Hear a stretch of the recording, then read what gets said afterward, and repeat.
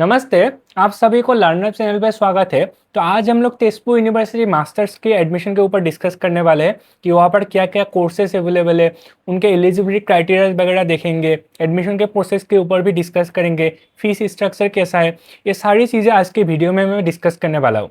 तो अगर आप लोग नया आए हैं टेन चैनल को सब्सक्राइब जरूर करके रखिएगा, और अगर आप लोगों के पास कोई भी डाउट रहे आप लोग कमेंट करके मुझे इन्फॉर्म करिएगा, मैं श्योर आप लोगों को रेस्पॉन्स करूँगा।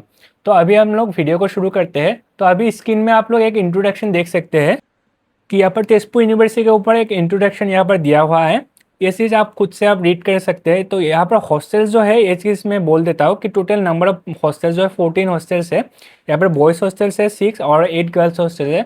तो हॉस्टल की जो एडमिशन है उसके बारे में बहुत लोग बोलते हैं। तो हॉस्टल की एडमिशन जनरली आप लोगों को एक एडमिशन फ़ी पे करना पड़ेगा जो अराउंड 3000 या 4000 होगा। एंड मंथली आप लोगों को एक मेस फी पे करना पड़ेगा जो मेस पे अराउंड 2000 या 2500 के अंदर हो जाता है।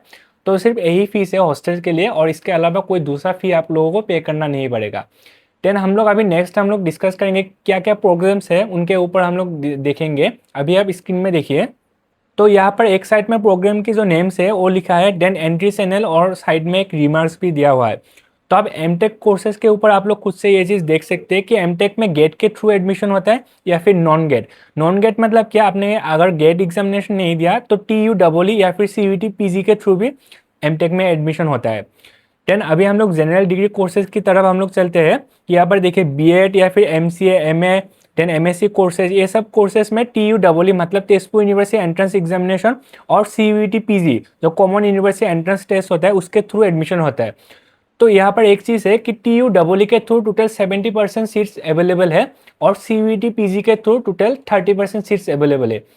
मतलब एक चीज़ आप लोग यहाँ पर मानिए कि अगर टोटल नंबर ऑफ सीट्स किसी डिपार्टमेंट में 100 है तो TU के थ्रू 70 सीट्स में फिल होगा, एंड जो 30% बाकी रहेगा वो CUET PG के थ्रू एडमिशन होगा। और यहाँ पर एक चीज़ आप लोग स्क्रीन में देख सकते हैं कि यहाँ पर MCOM कोर्सेज जो लिखा है, MCOM कोर्सेज या फिर जो मास्टर ऑफ ट्रांसलेशन स्टडीज़ है, यहाँ पर रिमार्क्स में एक चीज़ लिखा है, there will be no admission during autumn 2026। मतलब अकॉर्डिंग टू द जो प्रोस्पेक्टस है तेजपुर यूनिवर्सिटी का, उसके हिसाब से इस साल MCOM कोर्सेज में मतलब कोई एडमिशन नहीं होगा। तो वो चीज़ आप लोग देख सकते हैं। देन हम लोग यहाँ पर सारे कोर्सेज यहाँ पर अवेलेबल है, स्पेस का आप लोग स्क्रीनशॉट रख लीजिएगा। देन अभी हम लोग देखेंगे जो प्रोग्राम की एलिजिबिलिटी क्राइटेरिया क्या है, आप लोग कौन से एग्जाम के थ्रू आप लोग एडमिशन करेंगे, ये चीज़ तो हम लोगों ने डिस्कस कर लिया। अभी हम लोग एलिजिबिलिटी के ऊपर भी डिस्कस करेंगे।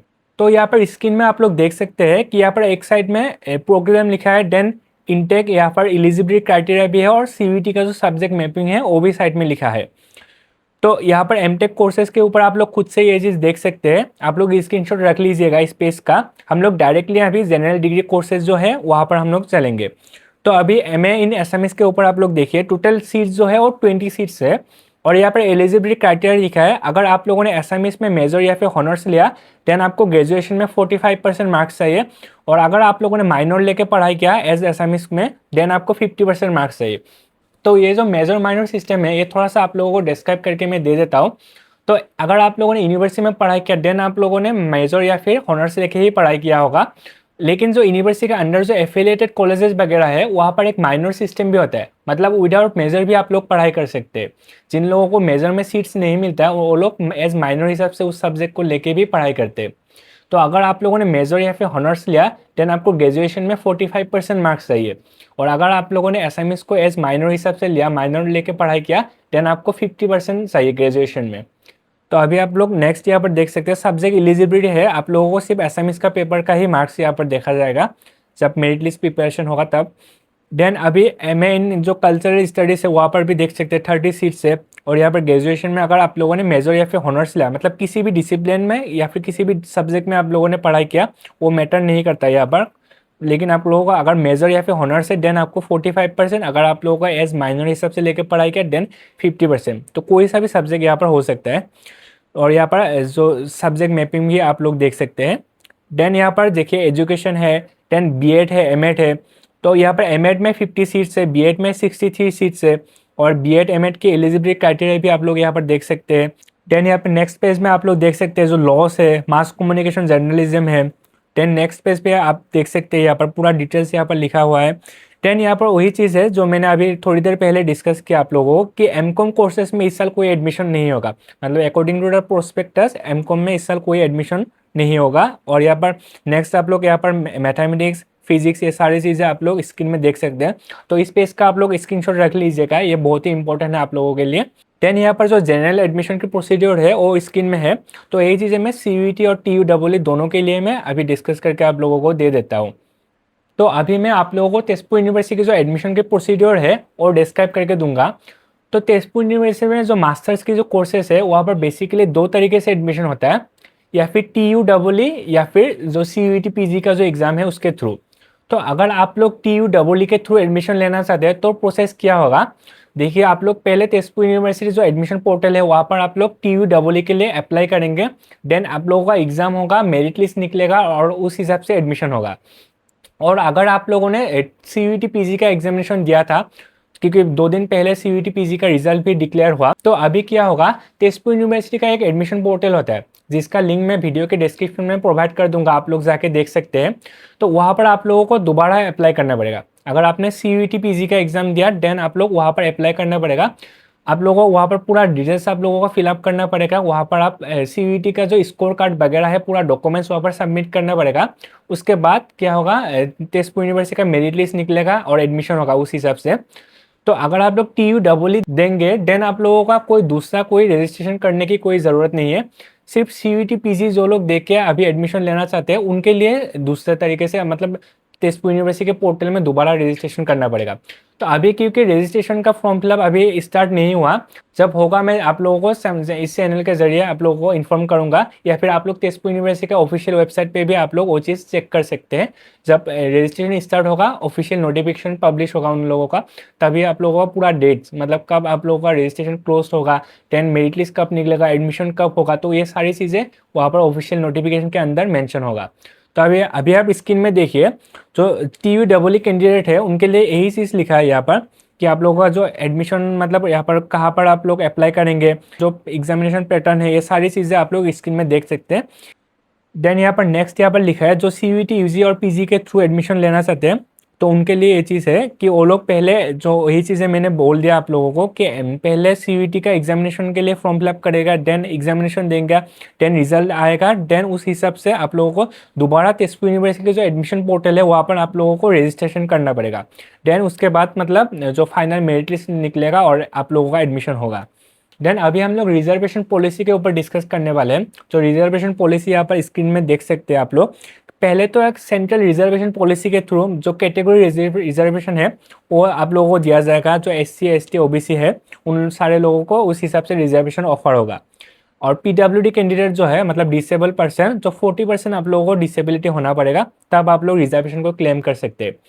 देन यहाँ पर एक दूसरा मतलब कैटेगरी रिजर्वेशन भी है जहाँ पर कुछ कोटास भी यहाँ पर अवेलेबल है, जैसे एम्प्लॉय कोटा है यहाँ पर। देन यहाँ पर स्पोर्ट्स कोटा के थ्रू आप एडमिशन ले सकते हैं।